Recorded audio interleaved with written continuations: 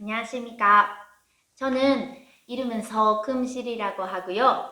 2008년 한국 사람과 결혼해서 일본을 떠나서 한국의 여주에서 살게 되었습니다. 제1동포 3세인 나는 우리 학교로 알려져 있는 조선학교에서 우리말과 글을 배웠고요. 그래서 어쩌면 여기에서 시집을 가게 된 게 고향에 돌아왔다는 생각도 있었습니다. 그러나 막상 살아보니까 나는 말을 못하고 벙어리같이 되었습니다. 붕어빵 하나를 살 때도 용기가 필요했고 남편이 돌아올 때까지 이불을 돌돌 말아가지고 몇 시간이나 가만히 기다리고 있었던 그런 날도 있었습니다. 37년간 자기는 우리나라 사람이라고 생각해서 열심히 배우고 살아왔는데 그것이 과연 무엇이었던지 많이 혼란스러운 것이 있었습니다. 나는 고향에 돌아온 것인가? 사실은 나는 일본 사람이 아니었던가? 이국에서 이렇게 지켜왔던 민족이 무엇이었나? 이렇게 혼자서 많이 고민을 하게 되었습니다. 한 번은 노래방을 갔는데 4시간, 5시간 다 같이 즐겁게 노래를 부르는데 저는 그 노래들의 말뜻은 아는데 아는 노래는 하나도 없었고 그래서 다른 사람들과 함께 즐기지 못하고 그리고 또 그 노래에 대한 추억도 하나도 없었습니다. 사람들은 저를 보며 미래 일본은 살기가 어떤가 나에게 이것저것 물었는데 그럴 때마다 어떻게 대답하면 좋을지도 몰랐습니다.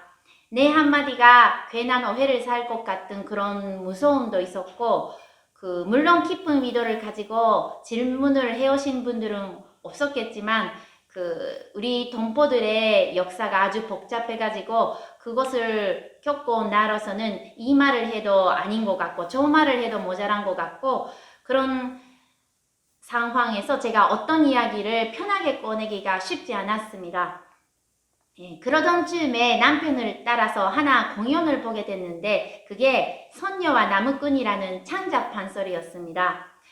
누구나 아는 이 옛 이야기가 통일에 대한 소망까지 담아낸 창작 판소리였는데요. 제가 결혼 후에 본 어떤 공연과도 비교할 수 없을 만큼 정말 멋진 공연이었고 큰 충격이었고 감동이었습니다. 어떻게 북잔당 하나로 혼자서 문제를 꽉 채울 수 있는 건지 관객들과 주고받고 소리하고 연기하는 게 정말로 살아있는 무대였습니다. 나도 한 번이라도 그런 공연을 했었으면 좋겠다고 생각을 하게 되었는데 그 뒤에 어쩌다가 그 선생님과 같이 무대에 서는 행운이 차려지고 그때 저한테 노래를 배워주시라고 부탁을 했는데 다행히 저를 받아주시고 지금까지 노래를 배워주고 계십니다. 3년 뒤에 저는 배워서 3년 뒤 찬자판소리 배워서 3년 뒤에 여주의 지역의 전설을 소재로 한 찬자판소리를 제가 스스로 만들어 봤고 그 뒤로는 나의 생활에서 느끼고 경험한 것들 이것을 바탕으로 찬자판소리 공연을 다니고 있습니다.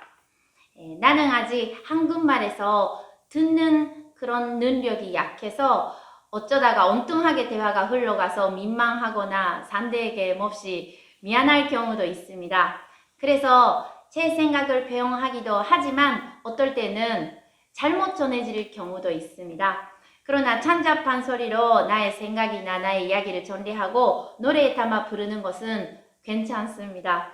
준비를 하는 시간도 있고 그 짧은 작품 속에 5만 가지 생각과 느낌을 차근차근 담아낼 수도 있고 그리고 한번 무대에 서고 시작을 하면은 다 끝까지 들어줍니다. 그러나 무엇보다도 살기가 어렵고 모든 것과 싸워야 했던 이역에서 나를 민족의 딸로 키워준 부모님과 선생님 그리고 지금도 열심히 사는 동포들에게도 지금 삶이 아주 떳떳합니다. 한스럽게 이역에 묻힌 우리 선대들에게도 나의 씩씩한 모습이 위안이 되리라고 믿고 있습니다.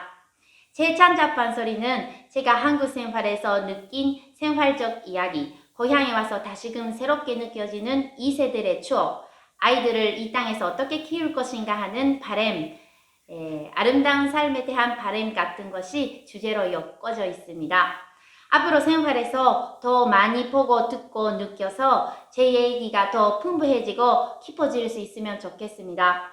시집을 온 뒤 말도 못하고 눈치만 살피던 나에게 힘과 자신과 기쁨을 안겨준 찬자판 소리, 그리고 저를 하나하나 가리키시느라고 모든 정성을 기울여주신 선생님, 예술가로서의 양심을 다 쏟아주신 제 스승님께 이 자리를 빌려 깊은 감사를 드리고 싶고, 그리고 또 항상 나의 뜻을 존중해주고 소리를 배우는 나를 뒤에서 굳게 안받침해주는 나의 남편, 또 공연도 같이 하면서 우리의 힘의 원천이 되어준 무대에 꽂힌 우리 두 딸들에게 고마움을 전하고 싶습니다.